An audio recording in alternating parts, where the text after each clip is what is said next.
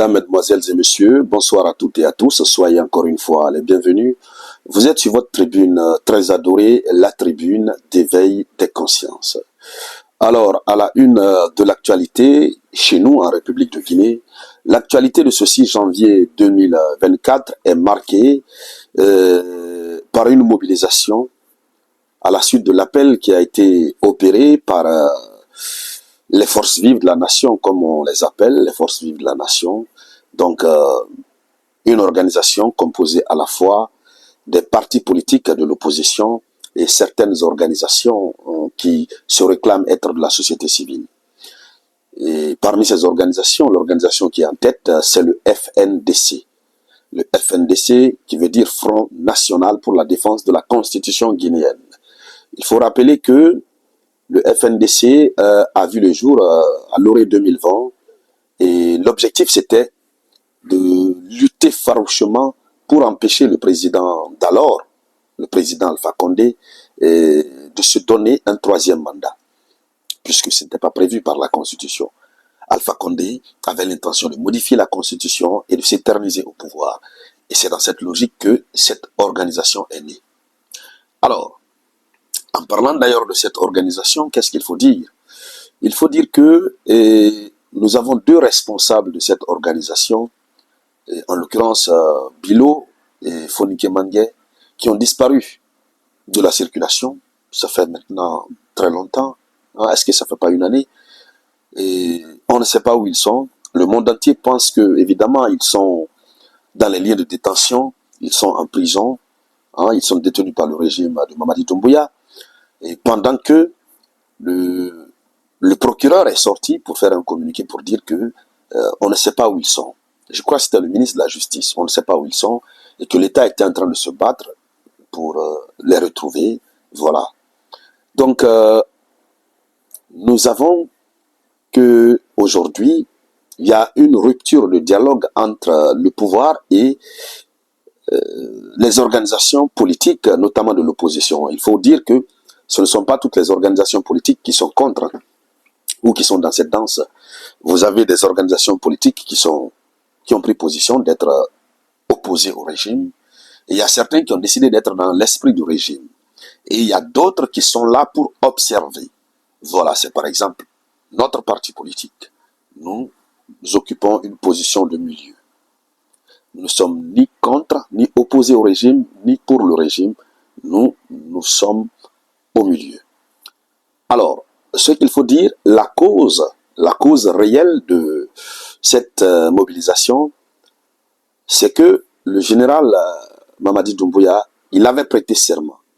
Et lorsqu'il a prêté serment, il avait dit qu'il allait passer 3 ans à la tête de l'État guinéen et qu'après ces 3 années, il allait organiser des élections libres, crédibles, transparentes et donner le pouvoir aux civils. Mais contrairement à ce qui s'est passé au Mali, au Burkina Faso, où nous avons vu le peuple se réunir, ou l'Assemblée, et prolonger la période allouée à la transition. Nous avons même vu, je crois, c'était au Burkina Faso, au Mali, où ils ont donné carrément la possibilité au président d'être candidat aux élections. Mais du côté guinéen, tel n'est pas le cas.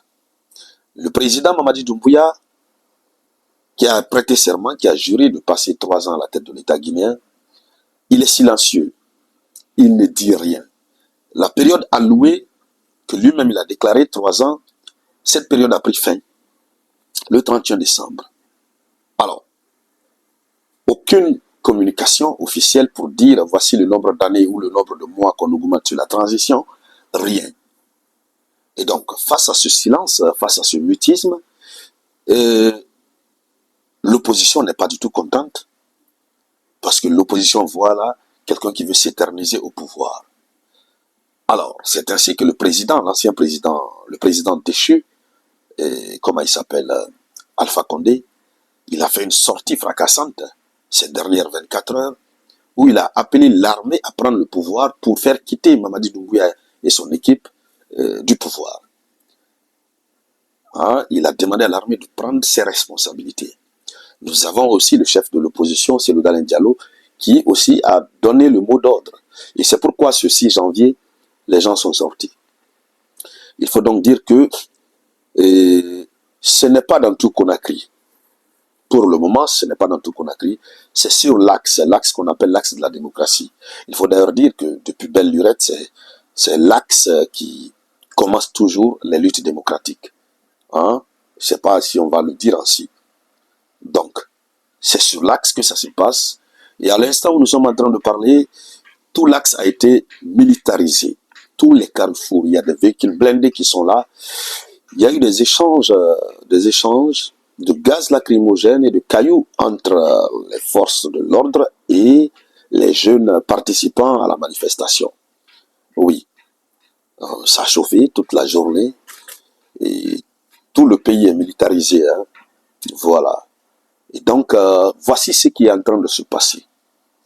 Alors, voici ce qui s'est passé, ce qui est en train de se passer. Voici la cause de ce qui est en train de se passer en Guinée. Voilà. Et le président, d'ailleurs, très serein, Mamadi Doumbouya, très serein, il a d'ailleurs pris son vol il va prendre son vol le 7 janvier 2025, donc demain, pour se rendre au Ghana pour assister à l'investiture du tout nouveau président.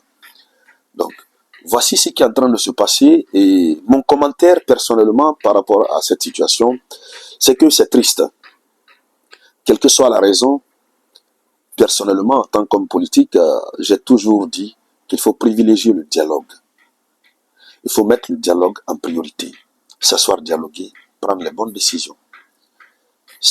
Le monsieur, Mamadi Doumbouya, il doit quitter. Alors, qu'est-ce qu'il faut? Il veut rester. En tout cas, il faut échanger. Créer des conditions pour se comprendre. Voyez-vous, moi, je viens d'arriver de Dubaï, des Émirats Arabes Unis. Ce que j'ai vu, le développement que j'ai constaté, quand je viens voir que chez nous, on jette des cailloux, on jette des gaz lacrymogènes sur les citoyens jettent des cailloux, on détruit, on met le feu sur les véhicules militaires, on prend des pneus, on les brûle sur l'autoroute, au nom de la lutte démocratique. Quelle que soit la raison, je me dis que on ne peut pas aller de l'avant avec ça. On ne peut pas parler de développement lorsqu'on est dans un tohu-bohu généralisé. Chez les autres, c'est calme, il y a la paix. C'est ce qui attire les investisseurs. Aux Émirats Arabes Unis, il y a la paix. C'est ce qui attire les touristes. Il y a la paix, il y a la tranquillité, il y a la sécurité. Alors, si dans notre pays, nous sommes toujours dans un cycle infernal de violence qui ne prend pas fin, comment cela peut encourager même les investisseurs à venir au pays? Voici là le gros problème. Personne ne peut oser venir dans un pays où il n'y a pas de paix. Non, pas du tout. Quel que soit le courage qu'on a. C'est pourquoi, personnellement, moi j'appellerais mes frères et sœurs de la Guinée à privilégier le dialogue. Privilégier le dialogue. Puisque tout ce que nous faisons là, que ce soit le pouvoir ou que ce soit l'opposition, ça n'arrange personne. Sincèrement parlant, ça n'arrange personne. Et c'est pourquoi, personnellement, moi, en tant que politique, je suis pour la non-violence. Et je suis aussi pour la démocratie, puisque c'est ce que notre État a choisi. C'est ce que la Guinée a choisi. Alors, donc voici globalement ce qui est en train de se passer en République de Guinée. Voilà. On continue de suivre cette actualité du côté de la Guinée. Tout ce qui va en découler, on reviendra et donner encore plus d'informations. Alors, merci à toutes et à tous. Merci de partager la vidéoconférence au maximum. Je suis désolé, pour la vidéoconférence précédente, le son, il y avait de l'écho. Et puis, à un moment donné, ça avait un peu craché. Comme je vous l'ai dit, j'ai payé plusieurs micros du côté des Émirats Arabes Unis pour pouvoir perfectionner notre tribune d'éveil des consciences.